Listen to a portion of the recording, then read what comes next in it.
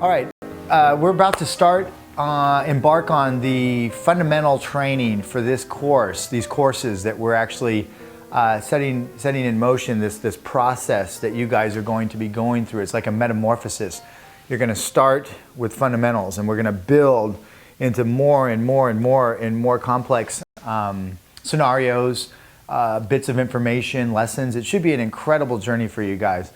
I've spent the last 25 years of my life designing a program, an atelier program that I'm proud to say has created or helped facilitate training some amazing painters, draftsmen, and I've garnered so much respect and so much joy out of the process of training people that I'd like to try to present that to you guys in these video courses. I know it's never going to be the same as obviously coming in and training with me one-on-one or in classes, but it's about as close as you can get. And I know I've had so many different people inquire about training with me from far off places that practically, I doubt they're ever going to be able to make it to our atelier. So what I'm trying to do here is accomplish a great deal of knowledge and impart it in such a way that it'll inspire you and excite you to get up and get active in the process of training your eye to become a seasoned eye. A lot of people don't know how to train in art. They think it's a process whereby you've been bestowed genetically with some gift, and I do believe that there is some of that.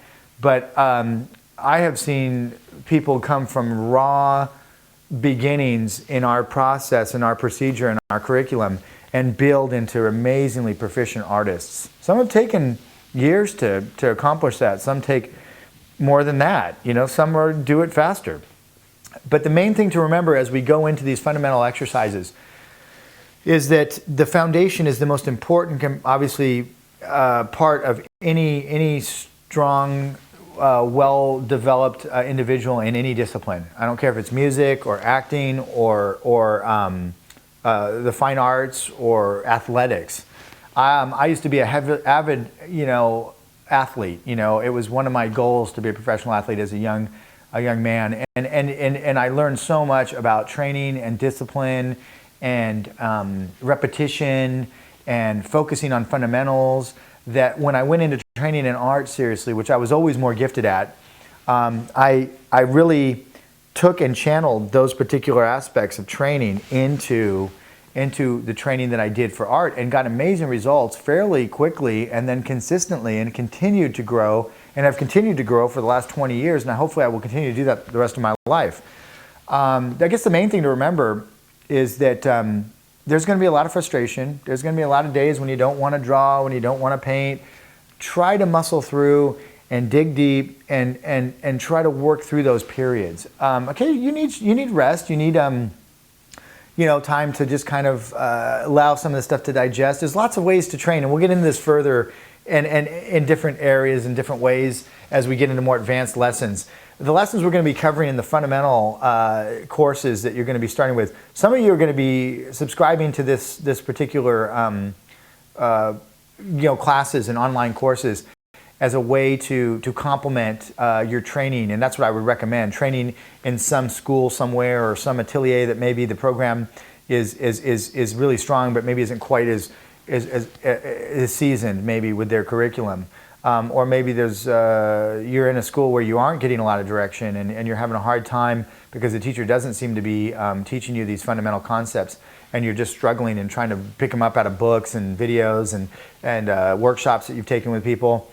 I'm going to try to take the mystery out of it for you and break it down into really user-friendly, fun, but challenging exercises. And I'm going to constantly be encouraging you to go back to these fundamental lessons, and every once in a while take a little refresher. It won't take long. Most of them are broken down into 10-20-minute segments, enough time to where you're not going to get ridiculously bored with them, and I'll try to entertain you as much as I can with some of the stuff, because some of it is pretty rudimentary and fundamentally, I guess you could think of it as somewhat boring, but try not to. Try to think of it as an integral part of this process of developing a phenomenal eye. And it all starts with these simple concepts. So what we're going to do is we're going to talk about edges, values, shapes, sharpening pencils, rhythm. Ultimately, those are going to be compounded into things called rhythm lines and abstractions. Right now, we just need to learn how to drop lines on lines. We need to learn how to draw clean ovals before we can ever try to draw a proper head, a proper figure, an invented figure, a figure from live models, a figure from photos, whatever. So we have to really connect with those fundamental concepts, values. We're going to talk about values. We're going to talk about the importance of those values, and we're going to compound, and that's going to constantly come back as we get into painting, monochrome painting, limited palette painting, full color palette painting. We've got a lot to look forward to. I mean, tons and tons of information that we're going to be, that I've spent just so much time digging through books, studying with people, applying it in different industries, concepting movie work, storyboarding, book covers, fine art, and really just trying to continue to become more proficient, more relaxed, so I can actually have fun doing my art as a career. Some of you are going to be career driven. Some of you are going to be driven more by the simple passion and love of wanting to produce art, and you've always wanted to be good at it, but have never really gotten an opportunity to study with the right people and the right places. And quite frankly, there just aren't that many places to train like this. I mean, I have looked far and wide. There are a handful of ateliers in different parts of the country and different parts of the world that really, I think, do a bang-out job of producing superiorly trained individuals. But the general consensus and problem I've run into with a lot of people that come into my school or atelier from other schools is that they did not get much direction at all, or the teacher never demoed in front of them or never worked on their paintings. And it's unfortunate because it's a visual language. These are visual languages. So if you think of charcoal drawing as a language, graphite as a language, watercolor as a language, gouache, casein, acrylic, digital, oil, sculpting, different areas of sculpting, different mediums. I mean, these are all languages that you can think of as complex as learning verbal languages. So some of us have spent, many, many, many years becoming ridiculously fluent at, many different visual languages. So it'd be kind of like someone coming up to you and saying, how many languages do you speak? Well, I don't know, I speak one, two, I'm bilingual or whatever, or multilingual. People are very impressed by that. But if you came up and said, how many visual languages do you speak? And you said, about 15, maybe more, maybe more or less. I'd have to kind of sit down and really think about it, which would, itemize them. But people don't even really give you that much respect, or they don't really think of that as in the same context. They think of it kind of like, oh yeah, well, I never thought of it that way. But that's the kind of respect you need to have when you go into training in these different languages. Treat them like languages, and you'll do a couple things. You'll take the intimidation factor out of it, the mystery also, and realize you've got to learn the vocabulary, you've got to learn how to compile these different ways of doing things, and ultimately you've got to put them together and learn that medium and its range and its ability and its idiosyncrasies. And that way you're gonna kind of come out of it with a sincere understanding of what you're kind of embarking on. The one thing that I can give you as far as solace in that, or a little bit of encouragement, is that the common denominators in most of the visual languages are going to stay the same. An edge is going to be an edge in oil. A hard edge is going to be a hard edge if you use charcoal, graphite, watercolor, oil. The way that you acquire or get that hard edge may be different depending on the medium. It may tax you differently. It may challenge you differently, the surface you're working on. So that's the one redeeming thing, is that correlation with languages, I think, is very, very important to make. And it is also very correct. But the nice thing is that the basic common denominators in the visual languages are going to stay consistent, whereas in verbal languages, they vary greatly because of the actual alphabet's different, or the structure of the language is different.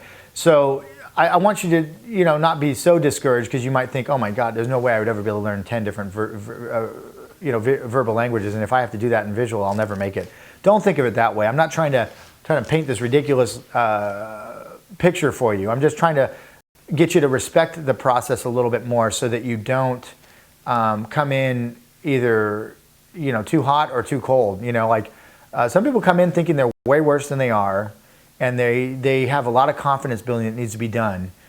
before they're ever able to deal with the difficulties of learning how to paint and draw, because there's a lot of, not rejection, but a lot of critiques that need to occur, a lot of criticism that's going to happen, and you need to look at it in a positive light. It's, the criticism and the frustration's there to encourage you to get better, to train harder, and to learn to systematically eliminate your weaknesses. The job of a good instructor is to coach you and encourage you to do the things you would not normally do or wouldn't know how to do, and to minimize the time at which you are going to have to do trial and error to get those skills. Most artists that are self-trained, and many of you probably are as you're watching these videos, have developed lots of habits that you may not even know you have, that are not good, that need to be replaced. The difficult thing is that usually you have to find someone with a phenomenal eye that's able to, number one, perceive those problems and see them non-biasedly or objectively, and then be able to give you the proper information to remove those and replace them with the proper thing that should have been put in place in the first time. That's the complex difficulty of being self-taught. I always think of self-taught not so much as a badge of honor, but as more of it's unfortunate if somebody has to do that, because they usually are quite frustrated and have lots of issues that they need to resolve. We're going to try to go through these fundamentals with you, make them exciting, try to, really take them to heart and really practice them. And I think you're going to find that it's going to set up a really strong foundation for all the coming months and years of training that hopefully you'll be doing with us to get to the level of proficiency that will make your art so much more enjoyable and so much more enriching. And I think you're gonna look back and you're gonna be really thankful and respectful and happy about what you've learned. And that's my goal, is to hopefully get you excited, keep you excited, and we're going to go through this together. And I've taken so many people through these plateaus and through this process, and it's an honor to be able to do that. So I hope you get that comes across in the lessons that I'm teaching you, and my excitement. After all these years, I'm still just as excited to sit down with you and explain to you edges and values and shapes and draw as I ever was, So hopefully that comes across. Anyway, let's look forward to the journey together, and let's stay positive, and let's do the hard work together, and I guarantee you're going to be thrilled.